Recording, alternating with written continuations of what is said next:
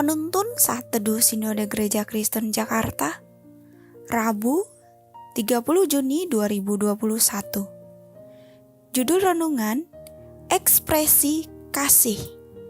Nats Alkitab terambil di dalam kitab Efesus pasal 5 ayat 2. Dan hiduplah di dalam kasih, sebagaimana Kristus Yesus juga telah mengasihi kamu dan telah menyerahkan dirinya untuk kita sebagai persembahan dan korban yang harum bagi Allah. Ada kalimat bijak yang mengatakan bahwa kasih yang dipendam itu tak lebih dari sebuah kebohongan. Jadi, kasih itu harus diekspresikan dalam sebuah tindakan nyata. Dalam kehidupan kekristenan, mengasihi itu bukanlah perbuatan pilihan atau perbuatan yang ditawarkan oleh Tuhan, tetapi perbuatan yang sudah seharusnya menjadi bagian hidup kita. Dalam suratnya kepada jemaat di Efesus, Rasul Paulus menasehatkan mereka agar menjadi anak-anak terang. Salah satu hal yang harus dilakukan oleh anak-anak terang adalah bagaimana mereka dapat hidup di dalam kasih. Sebagaimana Kristus Yesus mengasihi mereka dengan menyerahkan dirinya sebagai penebus dosa manusia. Allah telah menyatakan ekspresi kasih-Nya yang sempurna melalui pengorbanan Yesus Kristus di salib.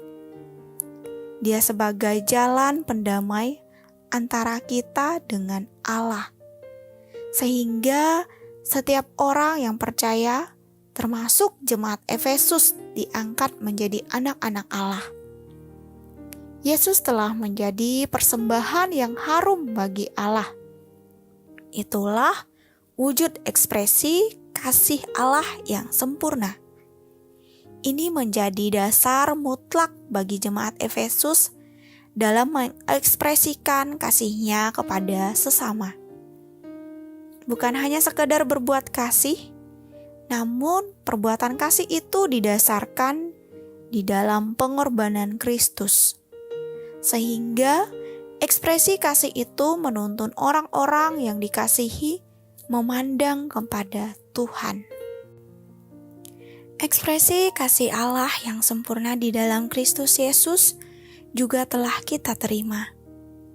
Kita diperdamaikan dengan Allah, kita diangkat menjadi anak-anak Allah, bahkan disebut sebagai anak-anak terang. Kini kita dilatih untuk mengekspresikan kasih kepada sesama kita. Dasarnya adalah kasih Kristus yang telah kita terima.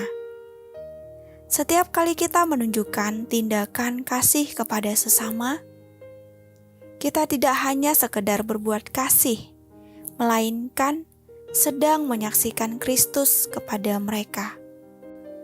Alangkah indahnya apabila kita sebagai komunitas tubuh Kristus saling mengasihi.